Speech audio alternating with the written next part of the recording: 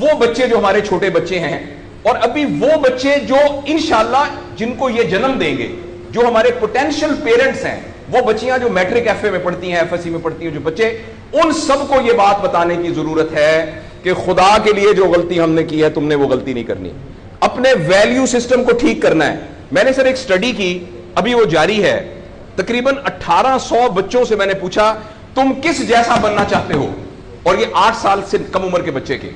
آپ یقین کریں بچوں نے جو کہا وہ یہ کہا میں میسی کی طرح بننا چاہتا ہوں جو فٹ بالر ہے, کسی نے کہا میں عاطف اسلم کی طرح بننا چاہتا ہوں, کسی نے انڈیا کے اداروں کا نام لیا, کسی نے نہیں کہا میں ابو بکر کی طرح بننا چاہتا ہوں, کسی نے نہیں کہا میں حضرت علی کی طرح بننا چاہتا ہوں, کسی نے نہیں کہا میں قائد اعظم کی طرح بننا چاہتا ہوں, کسی نے نہیں کہا میں عبدالستار ریدی کی طرح بننا چاہتا ہوں. ایک بچی نے صرف کہا کہ میں حضرت فاطمہ کی طرح. میں نے اپنے یوٹیوب چینل پہ اس کا بچی کا انٹرویو لایا, چھوٹی سی بچی نے کہا میں پارک میں پھر رہی تھی, میں نے کہا بیٹا تم کیا بننا چاہتی ہو, کہتی میں حضرت فاطمہ کی طرح بننا چاہتی ہوں. تو میرے دوستو, ہم نے اپنے بچوں کے رول ماڈل ہی غلط کر دیے ہیں.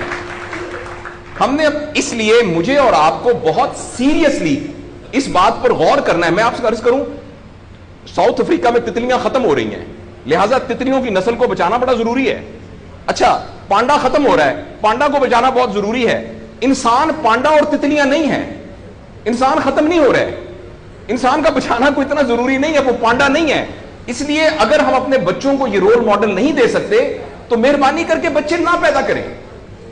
لیکن اگر ہم نے اپنی اولاد پیدا کرنی ہے تو وہ اولاد وہ پیدا کرنی پڑے گی اور اس کی وہ تربیت کرنی پڑے گی جن کا رول ماڈل وہ ہو جو حضرت عمر تھے, جو حضرت ابو بکر تھے, جو حضرت علی تھے, جو فاطمہ تھی, جو زینب تھی, جو خدیجہ تھی رضوان رضی اللہ عنہا. یہ ہمارے رول ماڈل ہمیں پیدا کرنے پڑیں گے, اور یہ تب ہوگا جب ہمارے اندر سے یہ دو چیزیں ختم ہوں گی. نمبر ایک, ہم پیسے کی بنیاد پر اپنے آپ کو بڑھانا سمجھیں, اور دوسرا یہ کہ ہم فرد کو فرد کے لیے تیار نہ کریں, فرد کو معاشرے کے لیے تیار کریں. میرا بیٹا تو 1100 میں سے 1100 نمبر لے کے ڈاکٹر بن کے ایک جگہ پر اسسٹنٹ پروفیسر لگا ہوا ہے, معاشرے کو کیا فائدہ ہوا ہے؟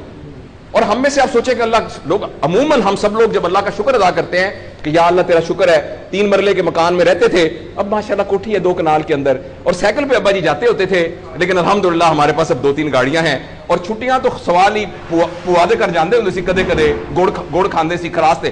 اب ہم سارے بھوربن میں جاتے ہیں چھٹیاں گزارنے, کبھی کبھی انگلینڈ بھی جاتے ہیں. اللہ کا ہمارے اوپر بڑا کرم ہو گیا. اس غلط فہمی سے ہم اپنے آپ کو نکالیں. اللہ کا کرم یہ ہے کہ میری وجہ سے, جیسے انہوں نے ویڈیو دکھائی ہے کہ ہمارے یہاں کوئی بلڈ کا کچھ نہیں ہوتا تھا, شکر ہے میری وجہ سے یہ بلڈ والا کام شروع ہو گیا. میں ڈاکٹر ہوں, یہ والی سروس یہاں موجود نہیں تھی, اللہ کا شکر ہے کہ یہ والی سروس اب یہاں موجود ہو گئی ہے. اللہ کا شکر ہے یہ ہو رہا ہے. سروس اورینٹڈ جب تک ہم اپنے بچوں کو نہیں ڈیولپ کریں گے, اس وقت تک میں آپ کو بہت دکھ سے اعلان کرتا ہوں, بڑی ہی تکلیف کے ساتھ, میں بہت آپٹمسٹ آدمی ہوں, میں یونیورسٹیوں میں جاتا ہوں, کالج میں جاتا ہوں, بچوں سے بات کرتا ہوں, اگر ہم نے اگلے فوری طور پر اپنے بچوں کی تربیت پہ توجہ نہ دی, اگلے 10 سال میں ایک ایسی نسل آنے والی ہے جن کو چائلڈہڈ ڈپریشن ہوگی, جن کو سوئسائڈل تھاٹس آئیں گے, جن کی سیکسول ٹریننگ بہت بری ہوگی, اور جن کے اندر ریلیشن شپ پرابلمز ہوں گے. اور یہ ہونے والا ہے, ہماری آنکھوں کے سامنے ہونے والا ہے.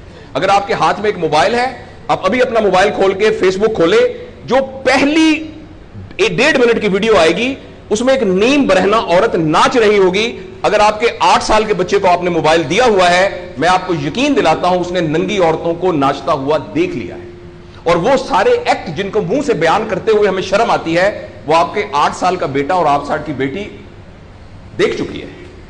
اس سارے میں ایز اے پیرنٹ ہماری بہت رسپانسبلٹی ہے کہ ہم اس میں انٹروین کریں اور ان کو فزیکل ٹائم دیں, اور ٹائم دے کے ہم یہ 2 چیزوں پر مینلی کام کریں. تو انشاءاللہ العزیز ہمیں امید ہے کہ معاشرہ بچ جائے گا.